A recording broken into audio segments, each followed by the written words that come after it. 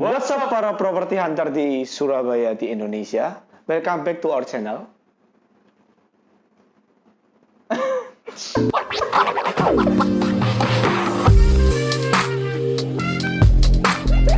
Hari ini kita akan bahas tentang 4 tanda kalian belum waktunya untuk beli properti. Kenapa sih kok kita bahas ini, Mun? Jadi hari ini kita sengaja nih bahas soal 4 tanda kalian belum waktunya beli properti. Karena apa? Karena apa sih, Ke? Kenapa sih, Mun? Ya karena alasannya gini sih, menurutku sih kayak aku concern gitu loh, ya kan, Mun? Kayak di umur-umuran kita ini kayak umur-umur 25, kaosnya atau sampai 30, kaum milenial itu ya.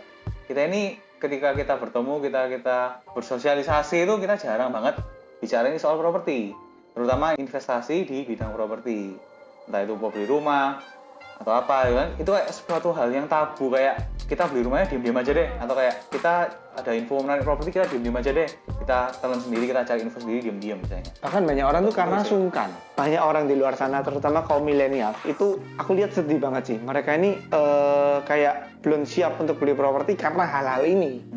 Belum siap karena belum pernah dibicarain nggak sih, Mun? Yes. Kayak jarang banget dibicarain kan. Bahkan mereka kayak kurang pengetahuan soal ini nggak sih? Kurang pengetahuan, jadinya nggak siap itu karena nggak tahu patokan yang benar itu yang kayak apa. Oke, jadi yang pertama, tanda kalau kalian belum siap beli rumah itu adalah kalian nggak tahu tujuan beli rumah itu buat apa. Dari sesimpel itu, teman-teman. Tujuannya untuk apa dulu? Untuk gaya-gaya? Mau buat pamer? Mau buat nunjukin kekayaan? Atau kalian mau buat merit ya? Kalian mau merit, kalian mau sudah ada pasangan nih, mau siap-siap mau nikah, kan harus beli rumah kan untuk tempat tinggal. Atau yang kedua, kalian misalnya punya uang yang banyak atau income kalian sudah banyak, kalian mau buat itu untuk investasi, salah satu instrumen investasi kalian, itu juga bisa banget. Nah, tujuan ini penting kenapa, Bang? Kalian kalau investasi, otomatis kalian harus beli yang perkiraannya propertinya bakalan berkembang. Contoh nih, CLLP, CLTP, MER, OR, apapun yang dari developernya bakal berkembang, pengembangan masih luas, depan rumahnya bakal jadi lebar jalan yang besar, kayak gitu-gitu. Kalau kalian buat tinggal, otomatis kalian juga harus cari yang sesuai dengan kebutuhan kalian. Kalian kerja di Surabaya Timur, ya kalian harus otomatis pasti belinya di daerah sana juga. Kalau kalian belinya di Surabaya Barat, lalu kalian tinggal di Surabaya Timur, itu pasti kalian bakal capek deh. Benar, semua itu harus diperhitungin ya kan, Yes. supaya lebih gampang kita nemunya dengan tujuan itu. Supaya kalian tahu arah kalian mau beli di mana yang cocok buat kalian. Oke, next yang kedua, itu harus perhatikan namanya money management. Apa itu money management? Money management itu manajemen keuangan. Yes. Ya. Berhubungan dengan income kita, dengan pengeluaran kita, ya. Nah, nanti akan dijelaskan oleh Edmund. Money management itu dimana kalian harus mengatur income kalian. Kalau kalian nggak bisa mengatur income kalian, contoh setiap income yang kalian dapat habis, ya kan?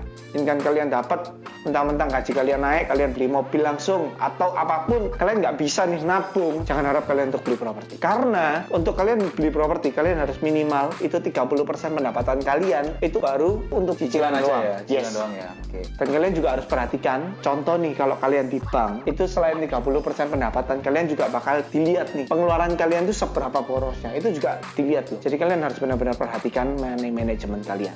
Oke, itu kalau KPR ya, Mun ya. Yes. Kalau kita mau ambil kredit. Kalau misalnya cash atau misalnya dia ada cash bertahap itu gimana, Mun? Kalau indah atau cash, kalian nggak usah peduli dengan 30% atau apapun. Yang penting cicilan kalian dan pendapatan kalian tertutup, dan kalian jangan lupa untuk biaya hidup kalian. Oke, gitu. Iya nggak sih? Kalau cash nggak usah dibilangin lah ya. Yes. Berarti kan sudah punya duit, tinggal nyesuaiin budget aja.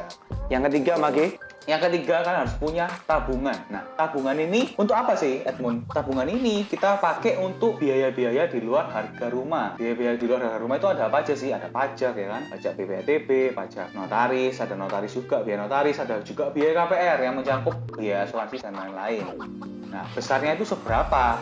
untuk lebih jelasnya, kalian bisa langsung cek di atas kita video sebelumnya yang sudah kita jelasin lebih detail ya. Yang keempat, kalian harus siapin dana darurat kalian. Karena apa? Dana darurat ini berfungsi untuk jaga-jaga supaya seandainya ada apapun yang terjadi di pekerjaan kalian, kalian ada cover untuk 6-12 kali cicilan kalian. Supaya kalian ada rasa aman ya. Jadi misalnya tiba-tiba kayak kemarin nih, masa pandemik ya kan, kalian ini ada dana darurat yang buat untuk cover itu. Atau dana darurat ini juga bisa digunakan untuk apapun ya, misalnya kayak Benar. Misalnya ada kejadian-kejadian yang Yes. kita nggak sangka-sangka ya kan, misalnya ada biaya berobat misalnya. Karena ini ujung-ujungnya kita soal money management ya teman-teman. Money management, kita juga harus siapin dana di luar tabungan. Meskipun kita sudah punya tabungan, kita harus punya dana darurat ini. kalau bisa nih, kalau kalian nyicil rumah, jangan terlalu mepet-mepet teman-teman. Banyak lah ya experience dari klien-klien kita ini yang Benar. kalau misalnya nih nomor 3 tadi ya, biaya-biaya tabungan, dia kurang persiapkan dana tabungan. Bisa kaget ya kan? Yes, bisa kaget, bisa batal ya kan. Maunya Kayak gitu. investasi malah rugi ya kan?